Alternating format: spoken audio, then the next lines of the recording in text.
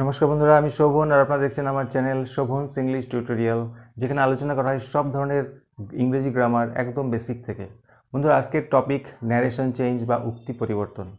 আজকে আমরা narration change শিখব, কিন্তু তার আগে জেনে নেব কয়েকটা বেসিক জিনিস, যেখান থেকে শিখলে আমাদের ন্যারেশন বুঝতে একদমই অসুবিধা হবে না। বন্ধুরা, অনেক এক্সপেরিমেন্ট করার পরে আজকে আপনাদের সামনে উপস্থাপন করব ন্যারেশনের সবচাইতে সোজা পদ্ধতি। তো ন্যারেশন চেঞ্জ বা উক্তি পরিবর্তন দু রকম হয়। একটা হচ্ছে ডাইরেক্ট স্পিচ বা প্রত্যক্ষ উক্তি। কাকে বলে? যখন বক্তার বক্তব্যকে সরাসরি তুলে ধরা হয়, অর্থাৎ বক্তা যেটা বলল সেটা যখন হুবহু তুলে ধরা হয়, তখন সেটাকে বলা হয় ডাইরেক্ট স্পিচ। যেমন এখানে এক্সাম্পলটা দেখুন বন্ধুরা। রেখা সেইড, রেখা বলল, কি বলল? আই অ্যাম বিজি নাও, আমি এখন ব্যস্ত। অর্থাৎ রেখা এই কথাটা যেমন বলেছিল তেমনই ইনভার্টেড কমার মধ্যে তুলে ধরা হয়েছে, ফলে এটাকে বলা হচ্ছে ডাইরেক্ট স্পিচ। এবার ইনডাইরেক্ট স্পিচ কাকে বলা হবে? যখন বক্তার বক্তব্যকে হুবহু তুলে না ধরে কিছু গ্রামাটিক্যাল চেঞ্জ করে তুলে ধরা হবে, তখন তাকে বলা হয় ইনডাইরেক্ট স্পিচ। তো এখানে কি পরিবর্তন হয়েছে? এখানে দেখুন বন্ধুরা, একটা দ্যাট এসছে, আইটা চেঞ্জ হয়ে সি হয়েছে, এখানে প্রেজেন্ট টেন্স ছিল, এটা পাস্ট টেন্স হয়েছে, এখানে নাও থেকে দেন হয়েছে। এই যে পরিবর্তনগুলি আমরা দেখতে পাচ্ছি, তার কিছু বেসিক রুলস আছে। আমরা সেই রুলস আজকে ফলো করে শিখব অতি সহজেই। তার আগে আমাদের একটুখানি জানতে হবে সেন্টেন্স কয় প্রকার। বন্ধুরা, সেন্টেন্স 5 প্রকারের কার্যগতভাবে। কীরকম? অ্যাসার্টিভ বা স্টেটমেন্ট, মানে বক্তব্য বা কোনো বর্ণনা তুলে ধরা হয়। ইন্টারোগেটিভ বা কোয়েশ্চেন, যেখানে প্রশ্ন করা হয়। ইম্পারেটিভ কাকে বলে? যেখানে অর্ডার, রিকোয়েস্ট, অ্যাডভাইস বোঝানো হয়। এক্সক্লেমেটরি হচ্ছে বিস্ময় বা হঠাৎ আবেগ প্রকাশ করা হয়। অপটেটিভ হচ্ছে প্রে করা বা উইশ করা বোঝায়। আচ্ছা, এবারে আমরা একটু ইন্ট্রোডাকশন করে নেব, অর্থাৎ পরিচয় করে নেব কোনটাকে কি বলে। বন্ধুরা, রেখা এখানে যেহেতু বলছে, তাই জন্য রেখাকে বলা হয় স্পিকার। আর এখানে যে ভার্বটা আছে সেইড, সেটাকে বলা হয় রিপোর্টিং ভার্ব। এটা যেন অত্যন্ত গুরুত্বপূর্ণ, যেহেতু আমরা পরিচয় করছি। আর রিপোর্টেড স্পিচ কাকে বলে? কোর্টের মধ্যে ইনভার্টেড কমার মধ্যে যে সেন্টেন্সটা রিপোর্ট করা হয়েছে, রেখা যে কথাটা হুবহু তুলে ধরেছে, সেটাকে বলা হয় reported speech. Reporting verb, reported speech. এবারে আমরা শিখব অ্যাসার্টিভ সেন্টেন্সের কি করে ডাইরেক্ট থেকে ইনডাইরেক্ট স্পিচে পরিবর্তন করতে হয়। প্রথম নিয়মটা কি? সেইড থাকলে সেইড বসে, সেইড টু থাকলে টোল্ড বসবে। বন্ধুরা, যদি প্রেজেন্ট টেন্সে থাকে, সেইজ থাকে, তাহলে সেইজই বসবে। আর সেইজ টু থাকলে টেলস। এখানে যেমন সেইড টু ছিল বলে পাস্ট ফর্ম টোল্ড হয়েছে, সেইজ টু থাকলে টেলস হবে। 2 নম্বর, কমা উঠে দ্যাট বসে। তারপরে রিপোর্টেড স্পিচ এর সাবজেক্টটি, এটাকে বলে রিপোর্টেড স্পিচ।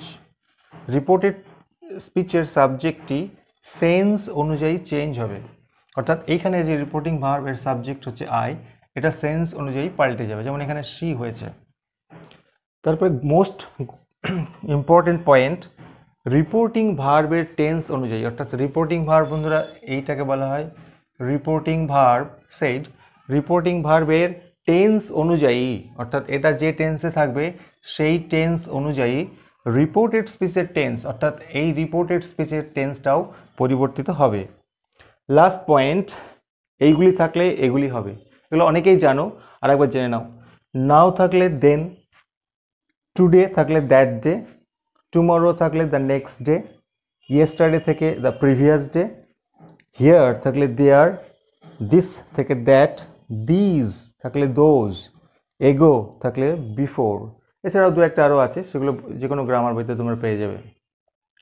আচ্ছা, এই 5টা নিয়ম আমরা ফলো করে সম্পূর্ণরূপে শিখে যাব। তার মধ্যে সবচেয়ে গুরুত্বপূর্ণ যেটা বললাম, 4 নম্বরের নিয়মটা, অর্থাৎ রিপোর্টিং ভার্বের টেন্স অনুযায়ী রিপোর্টেড স্পিচের টেন্স পরিবর্তন হবে। সেটা বন্ধুরা এখানে আমি লিখে রেখেছি আগে থেকে, যাতে বুঝতে সুবিধা হয়। কিরকম? রিপোর্টিং ভার্ব প্রেজেন্ট বা ফিউচার টেন্স থাকলে রিপোর্টেড স্পিচের টেন্সের কোনো পরিবর্তন হবে না। এবারে এখানে যে গ্রামাটিক্যাল রুলসগুলো বা টেন্সের রুলসগুলো আমি লিখে রেখেছি, এক এক করে সেন্টেন্সের মাধ্যমে উদাহরণস্বরূপ বুঝিয়ে দেবো। কমপ্লিট। তো বন্ধুরা লিখে নিয়ে ফিরে আসছি। বন্ধুরা দুটো সেন্টেন্স আমরা লিখে নিয়েছি বোঝার জন্য। প্রথম পয়েন্ট কি ছিল? রিপোর্টিং ভার্ব প্রেজেন্ট টেন্সে বা ফিউচার টেন্সে থাকলে রিপোর্টেড স্পিচের টেন্সের কোনো পরিবর্তন হবে না। অর্থাৎ রিপোর্টিং ভার্ব বলা হচ্ছে এটাকে, অর্থাৎ এক্ষেত্রে রিপোর্টিং ভার্ব সেইজ, এটা আমরা বন্ধুরা দেখতে পাচ্ছি প্রেজেন্ট টেন্সে আছে। তাহলে রিপোর্টেড স্পিচের সেন্টেন্সের টেন্সে কোনো পরিবর্তন হবে না। তাহলে আমরা করার চেষ্টা করব প্রথম পয়েন্ট থেকে। প্রথমে বলেছিলাম শি সেইজ থাকলে সেইজ বসে, যেহেতু প্রেজেন্ট টেন্স শি সেইজ। 2 নম্বর পয়েন্ট কমা উঠে দ্যাট বসে, তাহলে আমরা কমার জায়গায় কি লিখবো? দ্যাট। She says that. 3 নম্বর নিয়মটা রিপোর্টেড স্পিচের সাবজেক্টটি, বন্ধুরা রিপোর্টেড স্পিচের সাবজেক্ট এখানে আই। সে বলে আমি চা পছন্দ করি, অর্থাৎ সে বলে যে, আমি মানে কে? যে বলছে সে, শি, তাহলে চেঞ্জ হয়ে শি হলো। তারপরে 4 নম্বর নিয়ম যেটা এক্ষুনি বোঝাচ্ছিলাম, রিপোর্টিং ভার্বের টেন্স অনুযায়ী রিপোর্টেড স্পিচের টেন্স বসে। অর্থাৎ রিপোর্টিং ভার্ব যদি প্রেজেন্ট টেন্সে বা ফিউচার টেন্সে থাকে তাহলে রিপোর্টেড স্পিচের টেন্সের কোনো পরিবর্তন হবে না। তাহলে বন্ধুরা আমরা দেখতে পাচ্ছি রিপোর্টিং ভার্ব এখানে প্রেজেন্ট টেন্স, তাহলে এদিকে টেন্সের কোনো পরিবর্তন হবে না। তাহলে কি হবে? She likes T, present tense ছিল, প্রেজেন্ট টেন্সে বসে গেল। শুধু আমাদের এখানে খুবই গুরুত্বপূর্ণ একটা পয়েন্ট মনে রাখতে হবে যে এটা যেহেতু থার্ড পারসন সিঙ্গুলার নাম্বার, তাই জন্য ভার্বের সাথে এস বা ইয়েস যোগ হবে। এখানে লাইকের সঙ্গে এস যোগ হচ্ছে, লাইকস টি। তাহলে she says that she likes tea, অর্থাৎ যে বলছে সেই চা পছন্দ করে। এবারে 2 নম্বর এক্সাম্পল কি বলেছে? প্রেজেন্ট বা ফিউচার টেন্সে থাকলে বলেছিলাম, তাহলে এটা আমরা প্রেজেন্ট টেন্সে দেখতে পাচ্ছি রিপোর্টিং ভার্ব। এই ক্ষেত্রে নেক্সট যে এক্সাম্পলটা দিয়েছি শি উইল সে, এটাকে বলে রিপোর্টিং ভার্ব। এটা কোন টেন্সে আছে বন্ধুরা? ফিউচার টেন্সে। তাহলে ফিউচার টেন্সে থাকলে রিপোর্টেড স্পিচের টেন্সের কোনো পরিবর্তন হবে না। আগেটা যেমন প্রেজেন্ট টেন্স ছিল কোনো পরিবর্তন হয়নি, এক্ষেত্রেও কোনো পরিবর্তন হবে না। কি হবে? শি উইল সে যেমন আছে তেমন বসে যাবে। 2 নম্বর নিয়ম পয়েন্ট কি ছিল? কমা উঠে দ্যাট বসে, বসিয়ে দিলাম। 3 নম্বর নিয়ম কি ছিল বন্ধুরা? রিপোর্টেড স্পিচের সাবজেক্টটি সেন্স অনুযায়ী বদলে যাবে। এখানে সাবজেক্ট আমি, আই, কে বলছে কথাটা? শি, তাহলে শি হবে, যে যার সম্পর্কে বলছে, শি। 4 নম্বর নিয়ম যেটা এক্ষুনি বললাম, ফিউচার টেন্স থাকলে টেন্সের কোনো পরিবর্তন হবে না। তাহলে এখানে প্রেজেন্ট টেন্স ছিল, প্রেজেন্ট টেন্সই বসে যাবে, শি লাইকস টি। আবারও থার্ড পারসন সিঙ্গুলার নাম্বার হওয়ায় লাইকস হয়েছে, এটা খুব গুরুত্বপূর্ণ। তাহলে প্রথম পয়েন্ট আমরা ডিসকাস করলাম, প্রেজেন্ট বা ফিউচার টেন্স থাকে যদি রিপোর্টিং ভার্ব, তাহলে টেন্সের কোনো পরিবর্তন হবে না রিপোর্টেড স্পিচে, অর্থাৎ এই দিকটায়। বন্ধুরা এবার আমরা আলোচনা করব 2 নম্বর পয়েন্ট কি? রিপোর্টিং ভার্ব পাস্ট থাকলে রিপোর্টেড স্পিচের ভার্ব ও পাস্ট হবে। অর্থাৎ রিপোর্টিং ভার্ব যদি পাস্ট টেন্সে থাকে, এই দিককার যে ভার্ব অর্থাৎ রিপোর্টেড স্পিচের ভার্ব সেটাও পাস্ট টেন্সে হবে। ব্যতিক্রম কি আছে? ইউনিভার্সাল ট্রুথ বা চিরন্তন সত্য বোঝালে যে টেন্স আছে সেই টেন্সেই বসে যাবে। আর একটা হচ্ছে হ্যাবিচুয়াল ফ্যাক্ট বা অভ্যাসগত কোনো ব্যাপার বোঝালে সেটাই বসে যাবে, সেই টেন্সই বসে যাবে। আসুন এবার এক্সাম্পল কিছু আলোচনা করা যাক। যেমন রতন সেইড টু মি, তো আমরা কি শিখলাম? রতন সেইড টু থাকলে কি হয়? Told. Ratan told me, comma উঠে কি বসে? দ্যাট। ওকে, তারপরে পয়েন্ট রিপোর্টেড স্পিচের সাবজেক্টটি সেন্স অনুযায়ী পাল্টে যাবে। এখানে রিপোর্টেড স্পিচের সাবজেক্ট ইউ। রতন আমাকে বলল তুমি খুব লাকি। রতন কাকে বলেছে? আমাকে বলেছে, তাহলে ইউটা চেঞ্জ হয়ে আই হবে, আই। ওকে, এবারে রিপোর্টিং ভার্ব এর টেন্স অনুযায়ী রিপোর্টেড স্পিচের টেন্স বসবে। তো আমরা এক্ষুনি এই পয়েন্টটা আলোচনা করছিলাম, এখানে পাস্ট ফর্ম থাকলে রিপোর্টেড স্পিচও পাস্ট ফর্মে হবে। অর্থাৎ আয়ের পরে তো অ্যাম বসে, কিন্তু অ্যাম হবে না বিকজ এখানে পাস্ট টেন্সে আছে রিপোর্টিং ভার্ব, ফলে আমাদের রিপোর্টেড স্পিচের ভার্বও পাস্ট হবে। I was very lucky. তাহলে Ratan told me that I was very lucky, আমাকে বলেছিল যেহেতু Ratan. Next point, she said we have a nice car. একই রকমভাবে আমরা করব she said, কমা উঠে কি বসে, that। এবার রিপোর্টেড স্পিচের সাবজেক্টটি সেন্স অনুযায়ী বদলে যাবে। কে বললো কথাটা? সে বলল। সে বলল আমাদের একটি সুন্দর কার আছে, অর্থাৎ সে বলল যে তাদের একটি সুন্দর কার আছে, তাহলে এখানে দে হবে, দে। এবার এদিকে যেহেতু পাস্ট আছে, রিপোর্টিং ভার্ব আমাদের এখানেও পাস্ট করতে হবে। বন্ধুরা হ্যাভের পাস্ট টেন্স সবাই জানি, had. They had a nice car. খুব সিম্পল। আর একটা আলোচনা করি, he said I shall visit the Taj. তাহলে হি সেইড থাকলে সেইড, কমা উঠে দ্যাট। He said that. কে বলছে কথাটা? রিপোর্টেড স্পিচ এর সাবজেক্ট আই, অর্থাৎ যে বলছে সে, হি। কিন্তু হি এর পরে তো উইল বসে, কিন্তু আমরা উইলটা বসাবো না। কেন? রিপোর্টিং ভার্ব পাস্টে আছে, আমাদের রিপোর্টেড স্পিচেরও ভার্বের পাস্ট ফর্ম বসবে। তাহলে এখানে হি এর পরে উইল হয়, উইলের past tense would. He would visit the Taj. Next দুটো এক্সাম্পল আমরা দেখে নিচ্ছি বন্ধুরা। দ্য ম্যান, সেইড থাকলে সেইড, কমা উঠে দ্যাট। তারপর রিপোর্টেড স্পিচের সাবজেক্টটি সেন্স অনুযায়ী পাল্টাবে। কে বলছে কথাটা? দ্য ম্যান বলছে। দ্য ম্যানের পরিবর্তে আমরা করব হি। আচ্ছা, এবারে রিপোর্টিং ভার্ব পাস্ট টেন্সে থাকলে রিপোর্টেড স্পিচও পাস্টে হয়, ফলে এখানে আছে present continuous tense, I am working নাও, সেটা হবে হি ওয়াজ ওয়ার্কিং। আর নাও থাকলে দেন। হি এর পরে তো ইজ বসে, কিন্তু এদিকে যেহেতু পাস্ট আছে আমরা এখানেও পাস্ট করব, হি ওয়াজ ওয়ার্কিং দেন। এটা অটোমেটিক্যালি প্রেজেন্ট কন্টিনিউয়াস থেকে পাস্ট কন্টিনিউয়াসে রূপান্তরিত হলো। বন্ধুরা আরেকটি এক্সাম্পল বলেছিলাম, ব্যতিক্রম। ইউনিভার্সাল ট্রুথ বা চিরন্তন সত্য হলে রিপোর্টেড স্পিচের ভার্ব, রিপোর্টিং ভার্ব যদি পাস্ট টেন্সেও থাকে তাহলে টেন্সের কোনো পরিবর্তন হবে না। এখানে বন্ধুরা দেখে নিচ্ছি, দ্য টিচার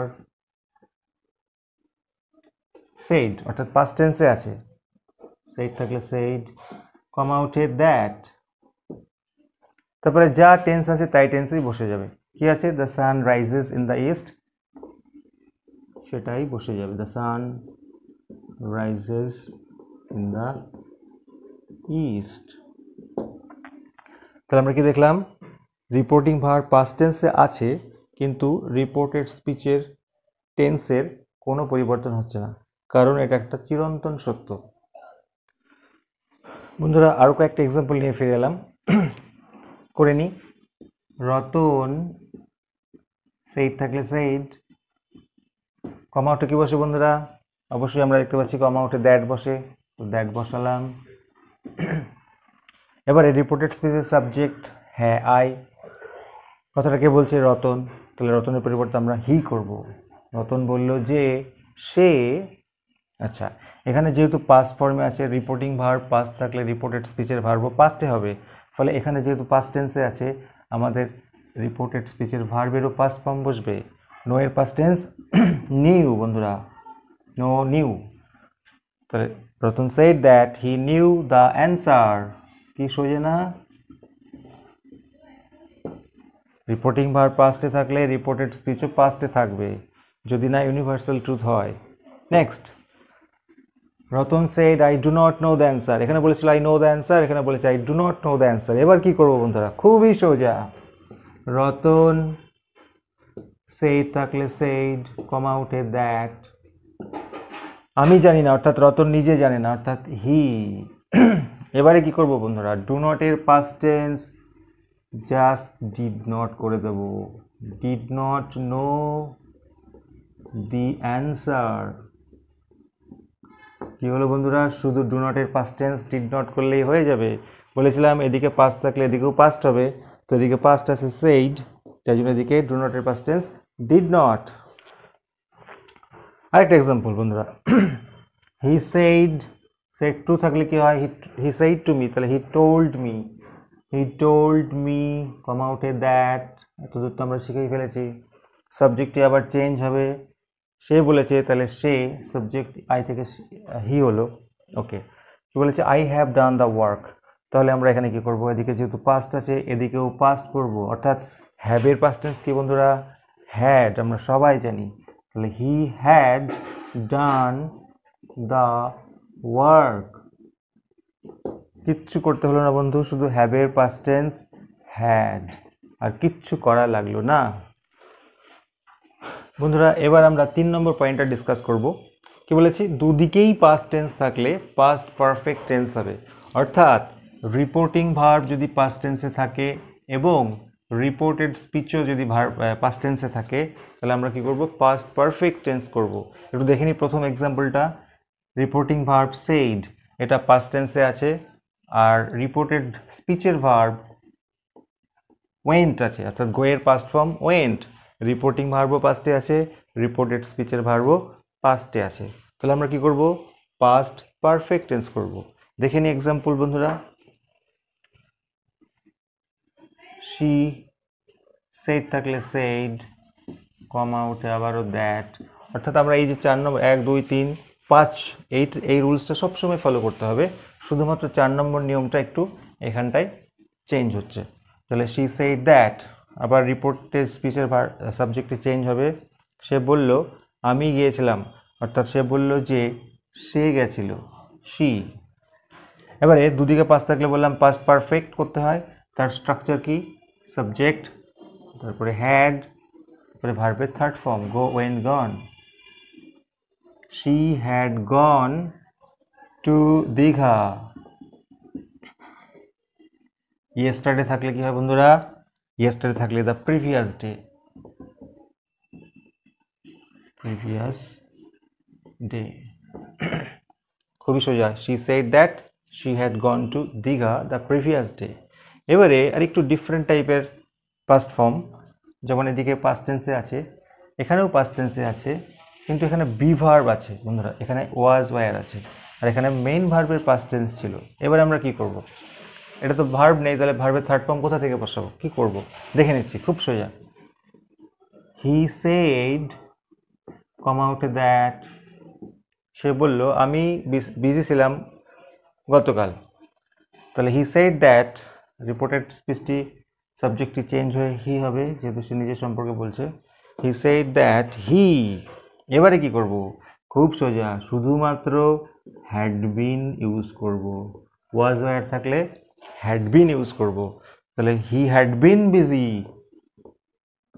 কবে, the previous day, the previous day, খুব সোজা না বন্ধু। হি said that he had been busy, তাহলে এখানে ওয়াজ ওয়ার থাকলে হ্যাড বিন বসবে। বন্ধুরা এবার আমরা ডিসকাস করব লাস্ট পয়েন্ট। বন্ধুরা লাস্ট পয়েন্টে কি আছে, রিপোর্টিং ভার্ব পাস্ট টেন্সে থাকলে এবং রিপোর্টেড স্পিচটি যদি পাস্ট কন্টিনিউয়াস থাকে, তাহলে পাস্ট পারফেক্ট কন্টিনিউয়াস হয়ে যাবে। কিরকম, রিপোর্টিং ভার্ব এখানে বন্ধুরা পাস্ট টেন্সে আছে সেইড, আর এদিকে আমরা রিপোর্টেড স্পিচটা দেখতে পাচ্ছি পাস্ট কন্টিনিউয়াস টেন্সে আছে, আই ওয়াজ ইটিং রাইস, আমি ভাত খাচ্ছিলাম, তাহলে আমরা কি করব, past perfect continuous tense use করব। কিরকম, তাহলে শি সেইড থাকলে সেইড, কমা উঠে দ্যাট, সাবজেক্টটি চেঞ্জ হচ্ছে, কথাটাকে বলছে সে, তাই জন্য শি। ওকে, এবারে পাস্ট পারফেক্টের স্ট্রাকচারটা কি আছে, subject plus had been plus ভার্বের সঙ্গে আইএনজি যোগ, ইটিং দেওয়াই আছে, ইটিং রাইস, তাহলে আমরা এখানে কি দেখলাম বন্ধুরা, she had been eating rice, past perfect continuous tense. Present continuous থাকলে যেমন পাস্ট কন্টিনিউয়াস হয়ে যায়, সেরকম পাস্ট কন্টিনিউয়াস থাকলে পাস্ট পারফেক্ট কন্টিনিউয়াস হয়ে যায় বন্ধুরা। তো এই ছিল আজকের অ্যাসার্টিভ সেন্টেন্সের ডিরেক্ট থেকে ইনডিরেক্ট স্পিচ করার সম্পূর্ণ নিয়ম। তো বন্ধুরা ভিডিওটা আমার কেমন লাগলো আপনারা কমেন্ট করে বলবেন এবং লাইক করতে ভুলবেন না, আর সবশেষে অবশ্যই সাবস্ক্রাইব করে বেল আইকনটি প্রেস করবেন। সবাই ভালো থাকবেন বন্ধুরা, নমস্কার।